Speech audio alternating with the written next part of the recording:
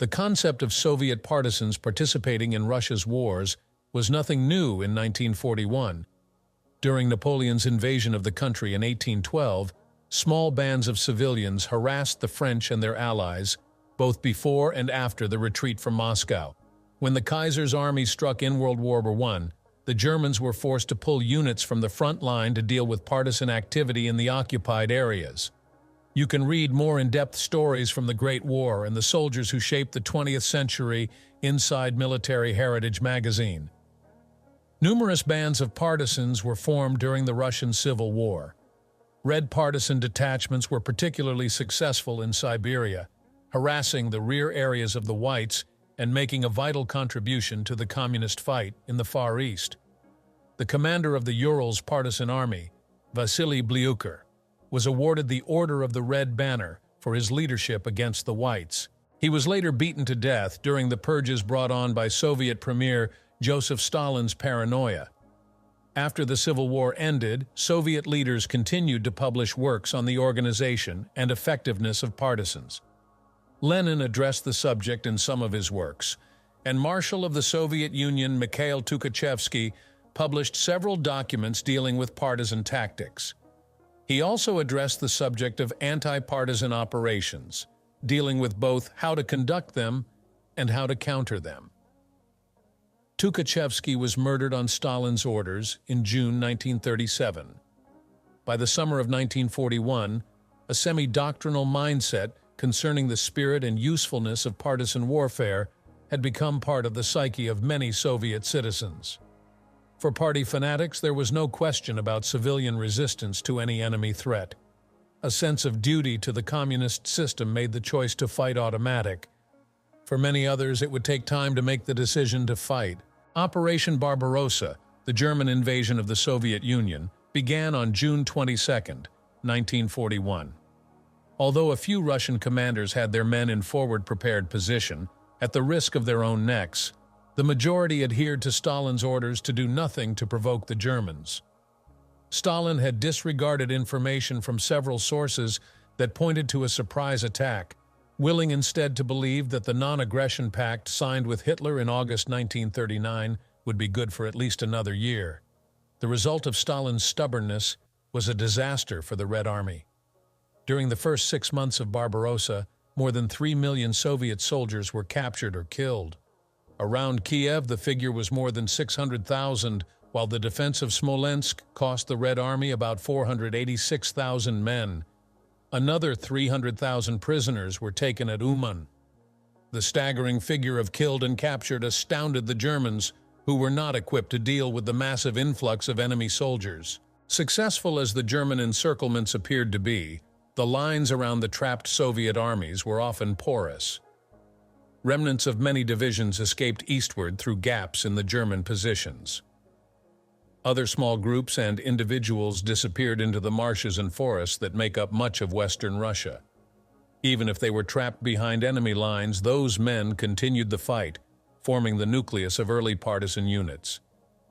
Although Moscow expected local party leaders to form partisan units in the event of an invasion, actual preparations, such as stockpiling food and weapons, were woefully inadequate. The swift advance of the Wehrmacht through Western Russia also impeded any initial partisan formation because German forces were literally at the doorstep before many officials knew what was happening. Another factor was the hostility directed against Moscow from many inhabitants of Western Russia, especially in the Ukraine and former Polish territory. During the initial stage of the war, the Germans were treated as liberators in many areas, with the local populace only too ready to point out communist officials. Despite these difficulties, from the beginning attempts were made to form a truly civilian partisan movement in some areas. More than 1,000 party members were left behind in Belarusia, and more were ordered to stay in various other areas that would soon fall into German hands. For the most part, these men were used to organize communications networks and find safe houses and other hiding places in which build up weapons caches for future use. Powerful figures in the party, the secret police, and the Red Army vied for control of the Soviet partisans. At the end of June, Moscow finally sent out an official directive to the nation. In a June 29th proclamation, the Central Committee of the Communist Party and the Council of People's Commissars directed local party organizations to form partisan detachments and bring the war to the enemy. A mid-July order gave specific instructions on how the partisan groups should organize and what targets were priorities for destruction. Detachments were to be composed of 75 to 150 men who were divided into 2 or 3 companies, and each company was subdivided into platoons. Large forested or swampy areas were deemed vital for cover and use for a base of operations, and care was given in explaining how to develop and distribute weapons caches. Instructions were given to make night raids on petroleum and ammunition dumps, railroad lines, airfields, and communication centers. Units were also told the best places to lay explosive charges and how to deal with attack, defense, and pursuit operations. Once the Communist Party became engaged in the partisan movement, the vast Soviet bureaucracy kicked into gear. Committees were formed from the top levels of government down to local levels to regulate guerrilla activities. Powerful figures in the party, the NKVD, secret police, and the Red Army vied for control of the partisan organization. The tactical and operational orders concerning partisan warfare finally ended up being controlled by the notorious political chief and head of the main administration of political propaganda of the Army and NKVD, Lev Meklis. Meklis had a bloody reputation earned during the purges of the 1930s. A favorite of Stalin, Meklis ruthlessly ordered the executions of officers and men whom he thought did not show proper aggressiveness during the Russo-Finnish War of 1939 to 1940. Later in World War II, his meddling in military matters would cost the Red Army dearly in the Crimea and elsewhere, but his friendship with Stalin prevented him from ever receiving more than a slap on the wrist. While Moscow struggled with organizational details, partisan units remained fairly passive throughout the summer and fall of 1941. Most of the active aggression came from detachments that had benefited from the influx of Red Army stragglers who found their way into the partisan camps. Experienced in weapons and tactics, the soldiers passed their knowledge on to the civilians in their group. It was these detachments that caused the first pinpricks to disrupt the lengthy German supply and communication lines. Geography played a major role in early partisan actions. The vast forests and swamps in eastern Belarusia and the western Russian Soviet Federated Socialist Republic offered natural protection for units that would strike quickly before disappearing into the primitive countryside. German security units were reluctant to follow the partisans, preferring instead to stay close to the installations they were guarding. Those that did pursue were often on the receiving end of an ambush by unseen enemies. One of the few partisan units that were able to organize effectively in those early days was a Belarusian detachment led by Mihai Filipovich Shmirev. It was ironic that this man led one of the first successful groups since his combat experience consisted mainly of fighting anti-Soviet partisans during and after the Russian Civil War. Shmirev formed his detachment on July 9th with 23 men who worked in a small factory that he managed. Their first weapons came from Soviet soldiers who were fleeing from the advancing Germans. More recruits were gleaned from Red Army stragglers and local civilians who were drawn to the cause.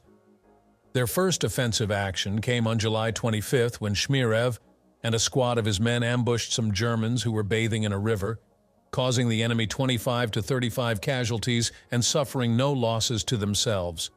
Subsequent ambushes in August were directed against light-skinned vehicle convoys and other soft targets. The unit was soon acknowledged by Soviet officials, who sent 12 Red Army soldiers to reinforce Shmirev in early September. Supplies followed in the form of 4 heavy machine guns with 15,000 rounds of ammunition and a light and a heavy mortar.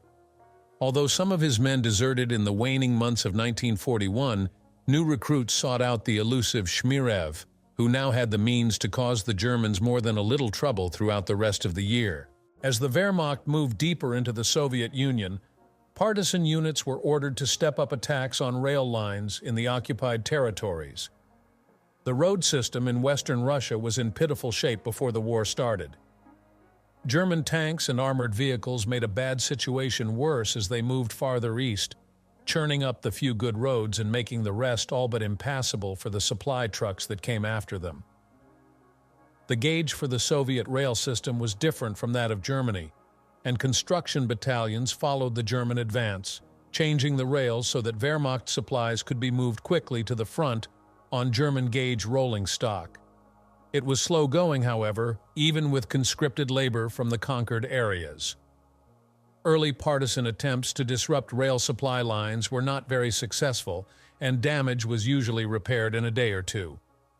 Nevertheless, the farther east the Germans went, the more tenuous this vital network would become. Another major function of partisan units in the first months of the war was to find straggling formations that had been bypassed by the Germans and were now behind the front. Many of these refugee soldiers were brought back to the Soviet lines. In October, some 800 soldiers were rescued from encirclement in the Poltava area, while another partisan group was able to rescue the Third Army's General Six's Kuznetsov along with 600 of his men. Zoya was captured, interrogated, and severely beaten by the Germans' early partisan activity. Scattered as it was, provided Soviet propagandists with many stories designed to incite hatred for the Germans while promoting sacrifice for the Russian motherland. Nothing tugs at the heart of a Russian more than a tragic or sentimental story, and communist propagandists knew how to appeal to the soul of the people, be they fervent party members or secret anti-Stalinists. One such story centered on a young girl named Zoya Kosmodeminskaya. Born in 1923, Zoya joined a partisan unit in the autumn of 1941. She quickly adapted to the rigors of partisan warfare, helping lay mines and performing reconnaissance work. In November, she volunteered to enter the village of Petrishkevo, which had a German garrison, to reconnoiter and to cause any damage she could. Zoya was captured a few days later and subjected to an interrogation that included severe beatings. According to a German sergeant who was present, the teenager remained silent during the entire process. Making no headway, the Germans marched her through the village half-naked and hanged her. Zoya's mutilated body was left on the gallows for more than a month until the village was recaptured by the Red Army. Word of the young girl's ordeal spread through occupied and unoccupied areas of the Soviet Union with lightning speed. Her story inspired patriotism that translated into a surge of volunteers for the partisan movement. While the partisan movement struggled in its infancy, Meklis intervened with an order making political indoctrination of partisan volunteers a major priority. In some cases, potential partisan candidates were interviewed by NKVD teams that often turned away any volunteer that did not show proper communist zeal. Even as the Germans were approaching the gates of Moscow, Soviet political paranoia saw political reliability as more important than the necessity of defending the Russian motherland with any means possible. Overall, 1941 was a period for organizing the Russian partisan movement. Official Soviet histories claim that there were between 2,000 and 3,500 partisan detachments formed in the first 6 months of the war. No manpower figures are given, but even the number of detachments may be inflated due to the disorganization during these early months. A slow-moving Soviet bureaucracy, lack of weapons and concrete directions from Moscow, and the meddling of the party resulted in a lack of action and semi-stagnation of the movement for the most part. That was soon to change. One of the most important moments in Soviet partisan history came with the Red Army offensive in December 1941. Before then, much of the Soviet population in German-occupied Russia had either embraced the Germans as liberators, as it did in the Ukraine, or had just continued to struggle to survive, having traded one despot for another. The Wehrmacht had seemed invincible in the summer and fall of 1941, and cries from Moscow to rise up against the invaders went largely unheeded. Calls to fight for the motherland, with little mention of the Communist Party, drew some recruits, but the physical presence of German soldiers and the vast panzer and motorized columns heading east were a great deterrent for any overt action. When the Red Army struck during one of the coldest winters in a century, the population of the occupied territories suddenly saw a different German soldier. Cold, frightened, and hungry, the once victorious troops were now heading west as Soviet forces smashed their lines. Even German reinforcements moving toward the front had a look of uncertainty about them. This did not go unnoticed within the local population. Another important aspect of the winter offensive was fear. In the early days of the war, Soviet propaganda warned of dire consequences for anyone collaborating with the enemy. This seemed unlikely as the Germans advanced on every front. Although modern communication between the towns and villages of Western Russia was almost non-existent, the Russian peasants were kept abreast of events by the age-old method of word of mouth. News of the great encirclements of July and August spread from town to town, making it all the more difficult for Moscow to mask the seemingly devastating defeats that plagued the Red Army in those early months. In December, that same primitive communication system began spreading word of Germany's retreat. The propagandists' cry of "the Red Army is on the way" now seemed to be a real possibility, causing many to rethink their earlier positions. Everyone remembered Stalin's starvation and obliteration of the kulaks after he took power, and the civilian and military purges of during the terror of the 1930s were still fresh in people's minds. Straddling the fence was no longer an option as word spread of the early Soviet victories in December. For many, it was time to act because everyone knew that Stalin's revenge would be terrible and swift. Reports from German rear area commanders revealed a growing concern over increasing partisan activity. On December 14th, Heeresgruppe Mitte, Army Group Center, received a communique from one of its Koruks, Kommandant Rückwärtiges Armeegebiet, commandant of an army rear area, stating, "As the Russians have become more active on the front, partisan activity has increased. The troops left to this command are just sufficient to protect the most important installations and, to a certain extent, the railroads and highways. For anti-partisan operations, there are no longer any troops on hand. Therefore, it is expected that soon the partisans will join together into larger bands and carry out attacks on our guard posts. Their increased freedom of movement will also lead to partisans spreading terror among the people, who will be forced to stop supporting us and will then no longer carry out the orders of the military government authority." Osttruppen units were known for their no-holds-barred approach to fighting partisans. Another Koruk reported, "The situation in the army rear area has undergone a fundamental change. As long as we were victorious, the area could be described as nearly pacified and almost free of partisans, and the local population without exception stood on our side. Now the people are no longer as convinced as they were before of our power and strength.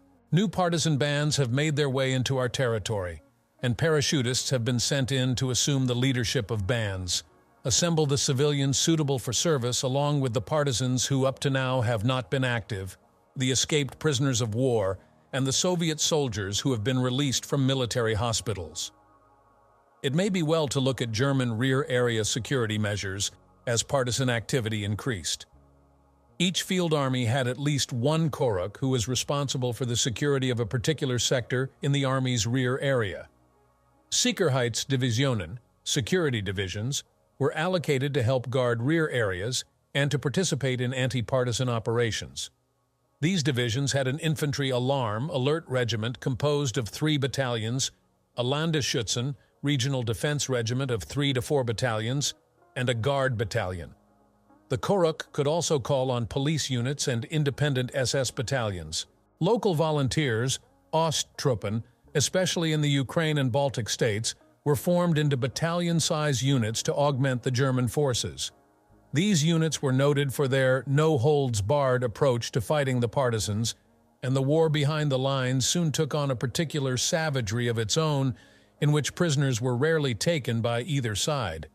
As the partisan movement grew, rear area security would cause a continuous drain on Germany and its allies' manpower.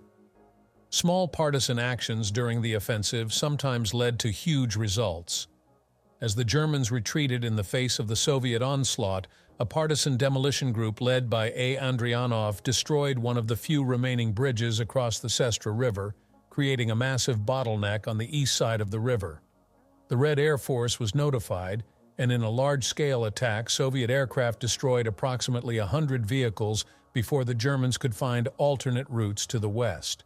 If 1941 was a time of building for Soviet partisans, 1942 was a time of expansion and action. An example of increased operations against German supply lines took place about 15 miles east of Bryansk. On its own initiative, a German railway construction company started repairing a length of damaged track. Although the company was supposed to provide its own security, it proved inadequate when the partisans struck.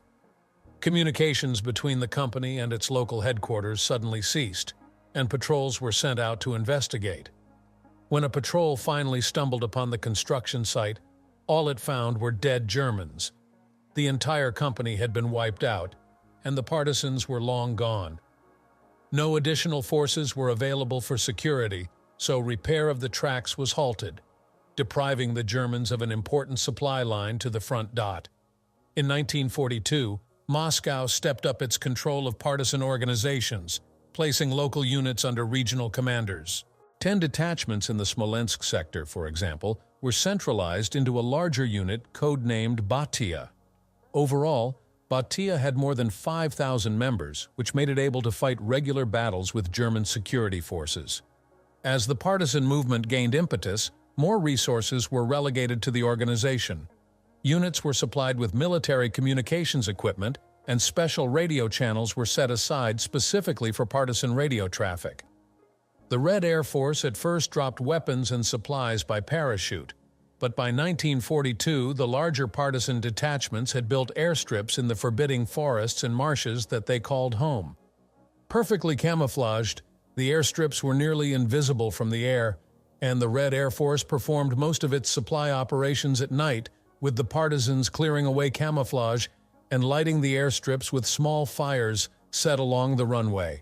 Hand-picked partisans were also flown out of the occupied areas and were sent to a special school where they were given advanced training before flying back to their units. Real cooperation with the Red Army began in earnest in 1942. The winter offensive had allowed Soviet units to push the Germans back more than 100 kilometers in some sectors of the front. During the retreat, partisan units harassed the Wehrmacht, cutting routes of withdrawal and leading Soviet assault units through supposedly impassable terrain to cut off and ambush the enemy. The Soviet supply system became hopelessly overloaded in January 1942 as the result of the rapid advance. As the winter offensive stalled against determined German resistance, partisan units helped overextended Russian forces make their way back to their own lines. In nearly 5 months, the German army sustained more than 650,000 casualties. Psychologically, the partisan movement far exceeded its actual accomplishments during the first winter of the war.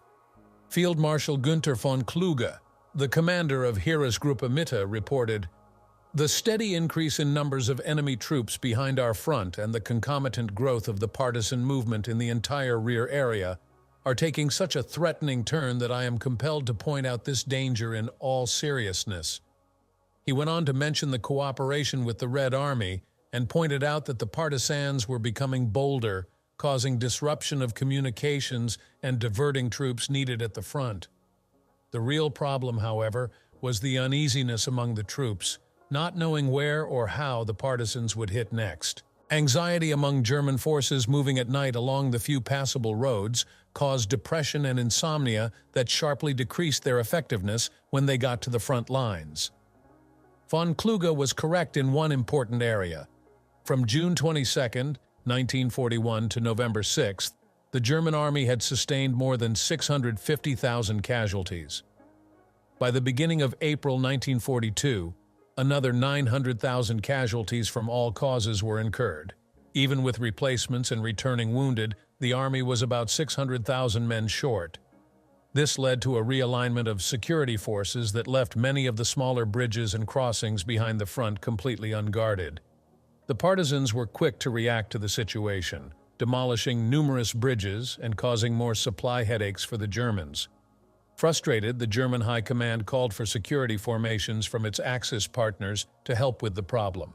More pro-German local forces were also employed in anti-partisan operations. One of the most vicious anti-partisan units was commanded by Bronislaw Kamiński, an engineer of Polish extraction and a radical anti-communist. Kaminsky had a force of about 1,500 men when the Germans encountered him during the winter offensive in a heavily partisan-infested area in the Bryansk sector. Fighting under the emblem of the Tsarist St. George's Cross, Kaminsky carved out his own kingdom in the area, and by 1942 he had more than 9,000 men serving under him. The Germans had been unable to make any headway against partisans in the area, so they granted him a semi-autonomous status in return for keeping up the pressure on the partisans. Kaminsky and his men were known for their extreme cruelty and ruthlessness. Partisan and non-partisan villages alike were destroyed in the region, their citizens massacred under his reign of terror. Rape and plunder were the orders of the day as his men moved through the countryside, and even the German SS units operating in the area were appalled by the actions of the Kaminsky Brigade. Kaminsky was finally executed in 1944 on the orders of SS Lieutenant General Erich von dem Bach-Zelewski. Despite anti-partisan activities like Kaminsky's, the movement kept growing. Working in cooperation with the Red Army and on their own, partisan forces continued to destroy German vehicles and communications lines. Some units even liberated towns held by enemy garrisons, which usually meant immediate execution for any surviving German soldiers. An example of the growth of partisan effectiveness can be found in statistics kept for the winter of 1941 to 1942. More than 1,800 German vehicles were destroyed, as were 650 bridges. Attacks against German rail lines resulted in the derailing of 225 trains. Although the Germans had basically stabilized the main front by May, there were still formations of Soviet troops left behind the lines, cut off since the winter offensive. One of the largest was in the Bryansk-Smolensk-Vyazma triangle. Major General P.A. Belov and the remnants of his 1st Guards Cavalry Corps formed the nucleus of a group that also contained parachute troops and the survivors of the 33rd Army. Working closely with partisan detachments, Belov's forces struck weak points behind the German lines. The partisans provided vital information concerning German troop movements and strength, allowing Belov to hit the enemy at his most vulnerable positions before melting back into the countryside. By mid-May, the Germans had taken enough. A two-pronged attack, codenamed Hanover, was planned to eliminate the threat from Belov once and for all. A force of 3 panzer divisions, 3 infantry divisions, and 1 security division began the operation on May 24th. Bridges destroyed by partisans hampered the attack as the Germans were forced to wait for engineers to replace the structures before they could cross the swollen streams and rivers in the area. Other partisan units shadowed the attackers, keeping Belov informed of the advance and allowing him to pull his forces out of harm's way. When the German prongs met on May 27th, Berlin claimed about 2,000 prisoners taken and another 1,500 Russians killed. It was not the result that had been expected. Belov still had about 17,000 men in his command, but he knew that his time was running out. He decided to break through to the Russian lines using partisan guides to travel from one partisan-controlled area to another. The Luftwaffe finally spotted the columns of Soviet troops, but by the time ground forces closed, Belov and his men were already making their way through a densely forested area controlled by the Lazo partisan regiment. The Germans refused to follow for fear of well-laid partisan ambushes. Soviet estimates showed that there were nearly 125,000 effective partisan fighters by the end of summer. Finally reaching the front, Belov organized his men and ordered an attack. A fierce fight developed, but Belov claimed that he brought at least 10,000 men to safety, even though he was flown out before the attack commenced. Thanks to partisan efforts, a large body of well-trained Soviet troops had been saved to fight another day, while several German divisions needed at the front had been forced to deploy behind the lines in an effort to capture them. The late spring muddy season gave the partisan units a chance to regroup. It had been a bloody winter for all involved in the savage fighting. Strength reports reaching Moscow showed a loss of about 20,000 partisans due to all causes. Official Soviet estimates give a total of about 70,000 effective partisan fighters operating in the spring of 1942. By the end of summer, that number had risen to about 125,000. An important change in the partisan organization came in May 1942. Incompetence had its limits, even within the rigid Soviet bureaucracy. Although Stalin had ordered that a central staff be set up to control partisan activities in July 1941, Meklis and his boss, NKVD chief Lavrenti Beria, continued to control the movement. That control was finally wrested from the NKVD when P.K. Ponomarenko became chief of the central staff of the partisan movement on May 30th.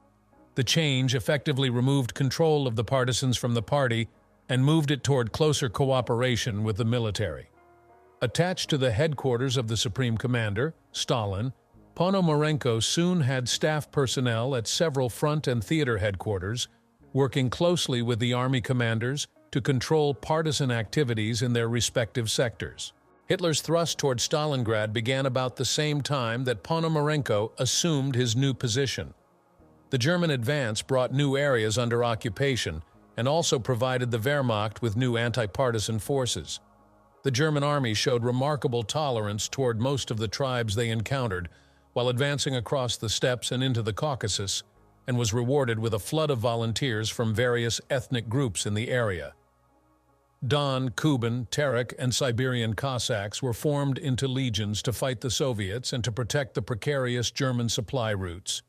Thousands of Armenians, Azerbaijanis, Georgians, and North Caucasians also joined German forces, as did the Kalmucks, a Mongolian nomadic people living west of the Volga River and northwest of the Caspian Sea. It is interesting to note that many of these tribes were Muslim, or, in the case of the Kalmucks, Buddhist, and that the Wehrmacht took great care in providing each group with its own religious leaders or chaplains.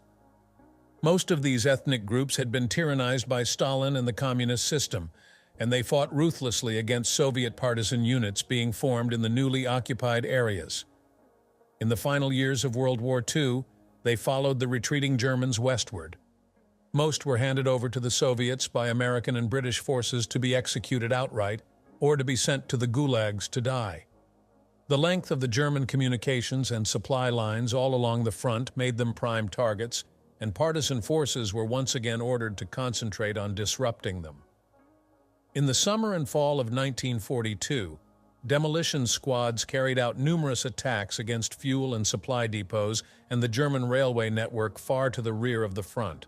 Hundreds of railway and highway bridges were destroyed, and more than 300 trains were derailed between June and November. German forces reacted with more anti-partisan operations.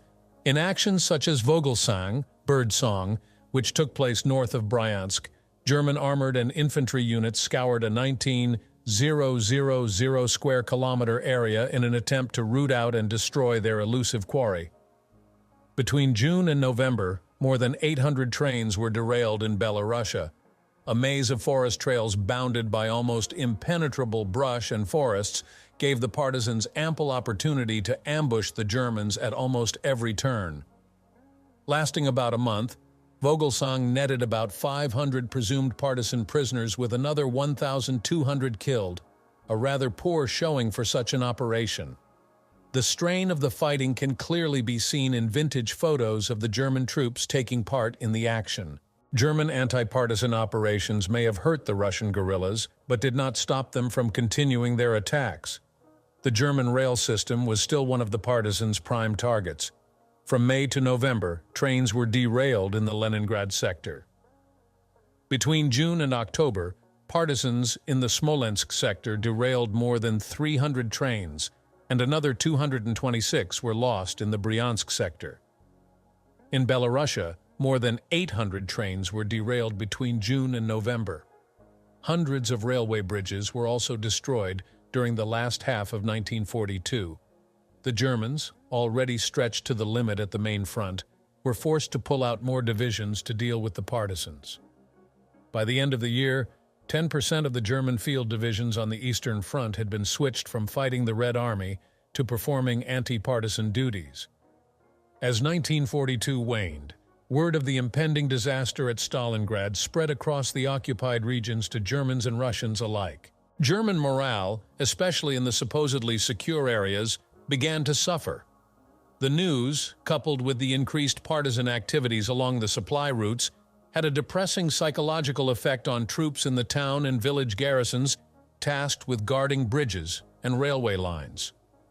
Another important effect of partisan activity in the last months of 1942 was a decrease in food supplies received by the Germans from the occupied areas.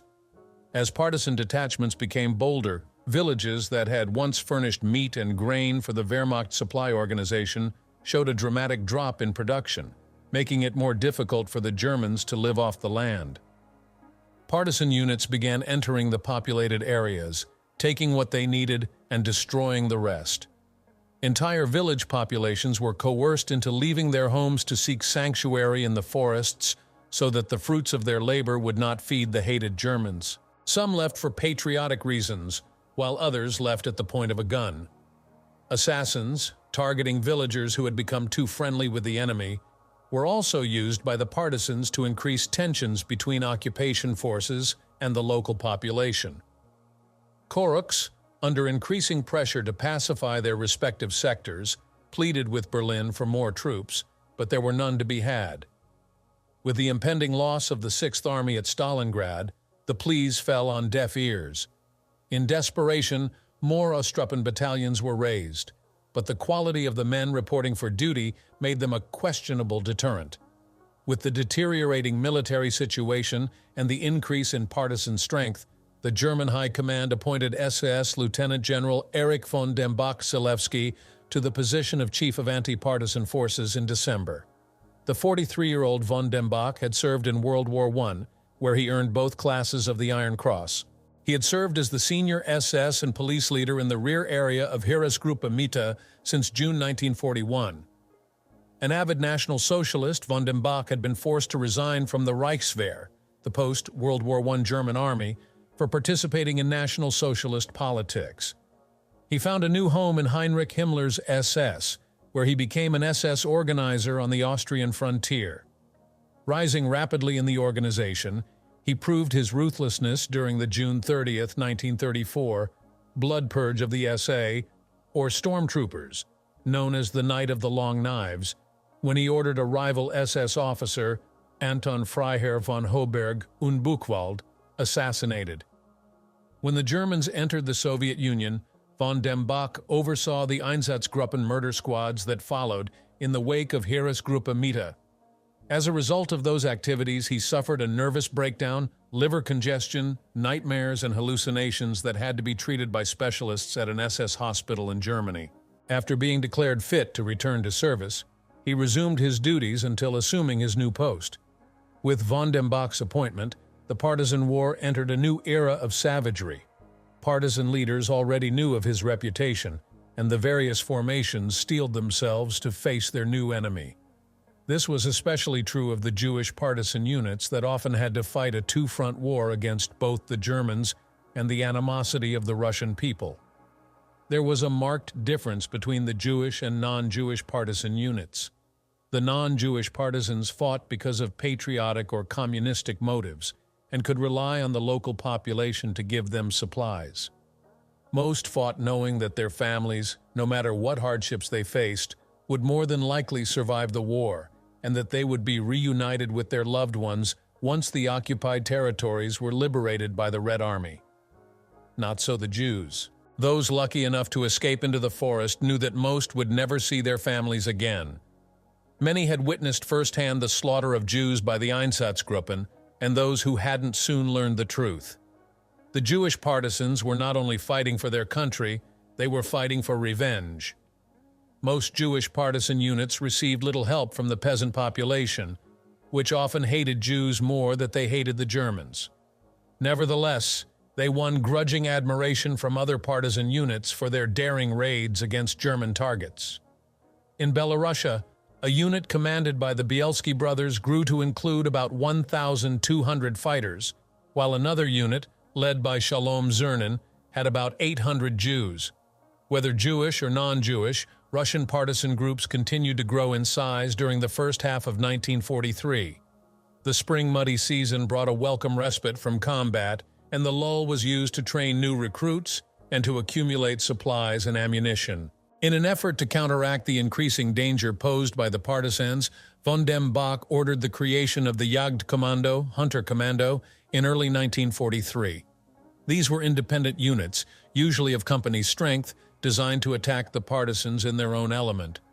The Jagdkommando units infiltrated into the forests and swamps that contained partisan bases and stayed for extended periods of time. They moved mostly by night, looking for any well-traveled path or trail that might be used by partisan forces. Living off the land, they were able to set up ambushes along those trails. The ambushes sometimes caused severe casualties to small partisan formations, but it was not enough to stop the recruitment of more Soviet locals, who easily replaced the Russian losses. In the spring of 1943, Adolf Hitler was planning a battle designed to annihilate Soviet armies deployed in a huge salient in the Kursk sector. Massive amounts of men and equipment were sent to the area in preparation for the battle. The Soviets were well aware of Hitler's plans. Their own espionage system was privy to many details of the operation, and partisan sources kept the Red Army up to date on enemy troop movements and dispositions. Hitler kept postponing the offensive, codenamed Citadel, so that even more divisions could be moved in for the attack. German commanders grew more worried about the delays and the effects that partisan units in their rear might have on the operation once it finally got going. With postponement following postponement, the Army decided to use some of its field divisions, scheduled for the offensive, to secure, if only temporarily, the rail lines bringing vital supplies to the attack forces.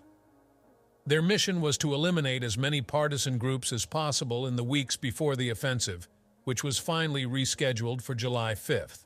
Battle-hardened infantry and panzer units swept the Bryansk sector in several operations throughout May and June.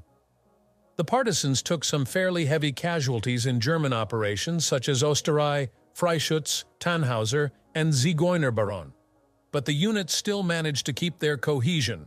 For the most part, surviving partisans melted into the marshes and forests to reform and integrate new recruits for the upcoming battle.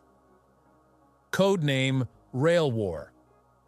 In addition to the military preparations for the coming German offensive, Stavka, Soviet High Command, issued specific instructions to the central headquarters for the partisan movement to conduct large-scale actions against the enemy rail network. The Red Army planned a counteroffensive once the German attack had run its course, and the disruption of the German supply network was seen to be an instrumental part of the operation if it were to succeed. Citadel began with some initial success, but on July 13th, Hitler, nervous about the Allied invasion of Sicily, decided to call off the offensive. He ordered key SS panzer divisions to disengage and head to the Mediterranean front. Both sides had suffered massive losses during the 9-day battle, but the Soviets had a powerful reserve behind the front line ready to strike when the time was right. The Russian counteroffensive began on July 17th, with the southwest and south fronts attacking the flank of Heeresgruppe Süd. Heavy rains gave the German divisions of Heeresgruppe Mitte a break from the Russian offensive, the Soviets unable to attack or advance due to mud. The Heeresgruppe commander, Colonel General Walter Model, told Hitler in no uncertain terms that his armies would have to withdraw to shorten the line. For once, Hitler agreed, and the divisions of the Heeresgruppe began moving westward on August 1st. The partisan operation was codenamed Rail War. During June and July, even as the battle at Kursk raged, ammunition, weapons, explosives, and demolition experts were flown into partisan bases in preparation for the massive venture. In Belorussia alone, 123 partisan units were detailed for demolition activities. Each unit was subdivided into demolition squads that were assigned specific sections of track to blow up. In the northern and central sectors of the front, between 200,000 and 300,000 sections were targeted to be destroyed. Preliminary attacks took place in late July with the Soviet counteroffensive now in full swing. Partisan units succeeded in blocking a main rail artery south of Bryansk for 2 days, and by the end of the month the Germans reported more than 1,100 separate attacks on railways in the central sector. As the divisions of Heeresgruppe Mitte began their August 1st withdrawal, all partisan units scheduled to participate in rail war were placed on alert. They moved out to prearranged sectors and waited for the command to strike. The order came on August 3rd, just as the Germans were in the midst of their withdrawal. During the nights of August 3rd and 4, Heeresgruppe Mitte reported more than 4,100 railway demolitions. It was the same in other sectors of the front. In all, Heeresgruppen Nord, Mitte, and Süd had a combined total of 262 kilometers of tracks destroyed. Supply trains heading toward the front were derailed by the attacks, backing up rail traffic and turning German logistics at the front into a nightmare. Without the necessary supplies and ammunition, Model's Heeresgruppe Mitte was hard-pressed to hold its new positions, which were being attacked by 3 Red Army fronts. German repair battalions were sent out to restore the most vital sections of track, requiring more units to guard the workmen, men that were sorely needed at the front. The 3rd Partisan Brigade claimed to have blown up 10,000 sections of track in August alone. In the Pinsk district of Belarusia, the Germans worked from early August until September 19th to repair sections of track that had been destroyed by the Imeni Lenina, in the name of Lenin Partisan Brigade. German trains were able to use the tracks for exactly 1 day before the brigade struck again. It was mid-October before the tracks could finally become operational once more. The attacks continued up and down the front. In the Odessa sector in southern Russia, the 2nd Partisan Brigade, commanded by S. Kaplan, severed the Sarany-Luminets rail line, preventing its use from August 15 until October 19th. The 3rd Partisan Brigade, operating behind the lines of Heeresgruppe Nord, claimed that it blew up 10,000 sections of track in August alone. Despite the kilometers of track destroyed, the Soviet authorities in Moscow were somewhat disappointed with the August effort. Communist officials had demanded many more attacks than had actually been carried out, oblivious of the logistical requirements facing the partisan units. In reality, the partisans had done everything they could to help the Soviet offensive. Their efforts were recognized after the war by hero of the Soviet Union Marshal Georgy Zhukov. In his memoirs, he praised the partisan fighters, stating that they contributed significantly to Red Army victories in the summer of 1943 at Belgorod, Orel, and Kharkov. The partisan operation also had the effect of attracting thousands of new recruits. Soviet figures, which should often be taken somewhat skeptically, estimate a 250% increase in partisan fighters compared to the end of 1942. Even if the figure is inflated, there is no doubt that partisan units saw a significant increase in volunteers during the last half of 1943. With its increased strength, the partisan movement continued to be a drain on German manpower. In the Nevel sector of Heeresgruppe Nord, partisans partially or fully controlled a 200-square-kilometer area of swamps and forests. Working with party members, the partisans re-established the collective farm system there, and were even able to implement a crude postal system to communicate with officials in the unoccupied areas of Russia. The Crimea also had its share of partisans that kept German and Romanian occupation troops on guard and on edge. A force of up to 8,000 fighters occupied key areas in the Yala Mountains, disrupting supply routes and attacking German garrisons in the vicinity. Their operations became so troublesome that the Romanian Mountain Corps was ordered to wipe them out in late December 1943. In a week-long action, the Romanians claimed to have killed more than 1,000 partisans and captured more than 2,500 at a cost of 232 casualties to themselves. The surviving partisans melted away, forming new units to continue harassing the Germans and their allies. In the early days of 1944, the Soviets launched 2 offensives, one against Heeresgruppe Süd and the other against Heeresgruppe Nord.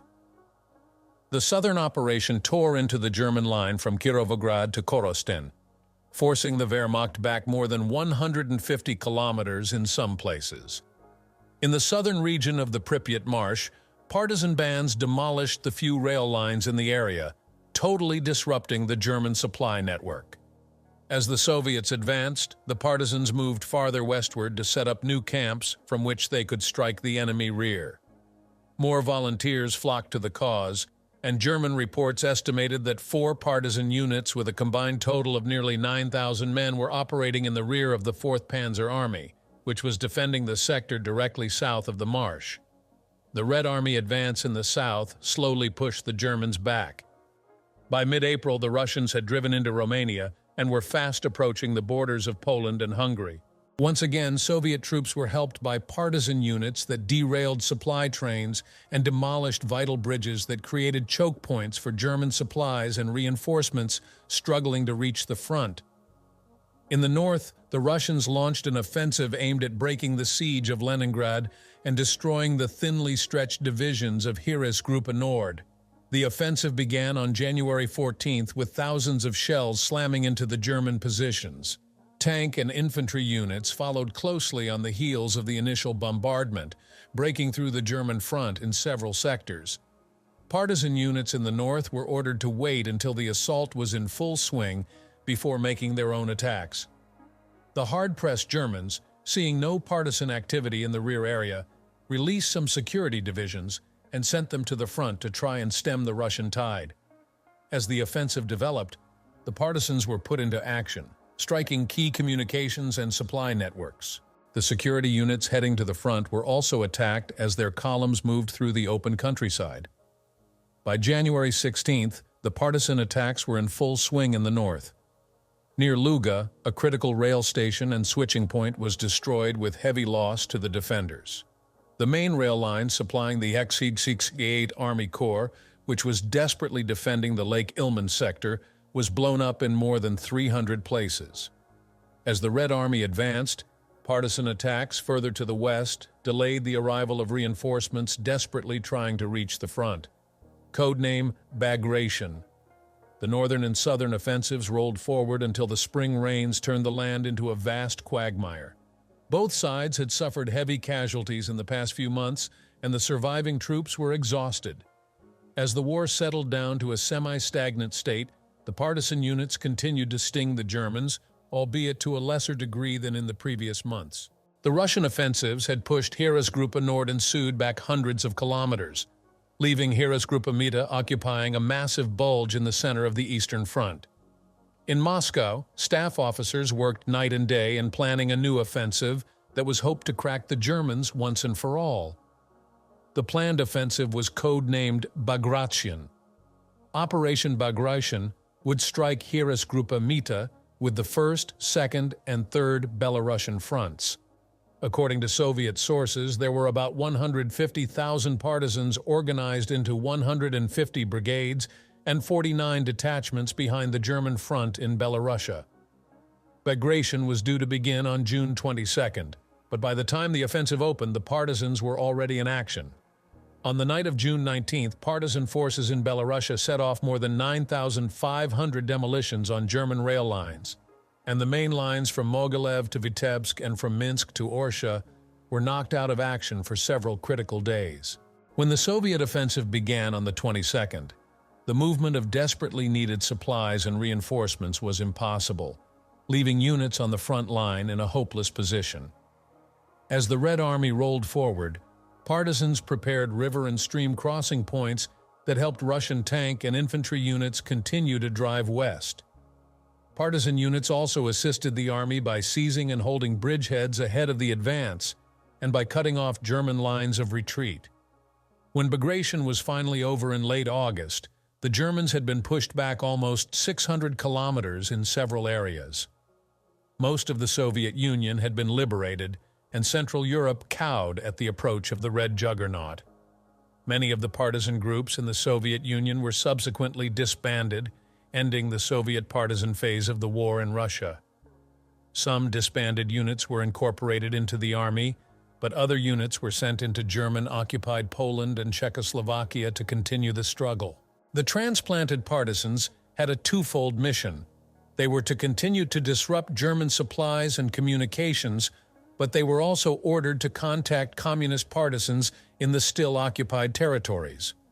The Soviet partisans helped form the nuclei of organizations that would eventually bring all of Eastern Europe into the Soviet camp once the war was over. When the Germans were finally defeated, these well-armed, battle-hardened groups represented a popular front that stamped out any democratic movements that dared to stand up against them. Western historians have debated the effectiveness of the Soviet partisan movement for decades. One perspective describes the movement as an intricate part of the Russian victory, while the other says that the partisans were little more than an annoyance to the Germans. A 1956 U.S. Army handbook on the subject states, "The Soviet partisan movement had a certain measure of success, perhaps as much as a resistance movement can have when opposed by a first-class military power." Early post-war German histories and memoirs also tended to downplay the role of partisan units during the war. It is clear, however, that Soviet partisans played an important part in several key battles during 1943 and 1944. Their positive effect on the morale of Soviet citizens was also important, as was their negative effect on the morale of the German soldier. It should also be remembered that just by their existence, the partisans forced the Germans to divert much-needed units to secure their own rear areas at times when every man was needed at the front. The debate continues, but in the former Soviet Union, men in their twilight years still bring out their war decorations to show their grandchildren and great-grandchildren. The young ones, especially in the rural areas, look with awe at the now bent old men when they point to a certain decoration and announce with pride, "I was a partisan." Pat McTaggart is an expert on World War II on the Eastern Front and the author of the book Siege, about 6 epic sieges during the war in that theater. He resides in Elkader, Iowa.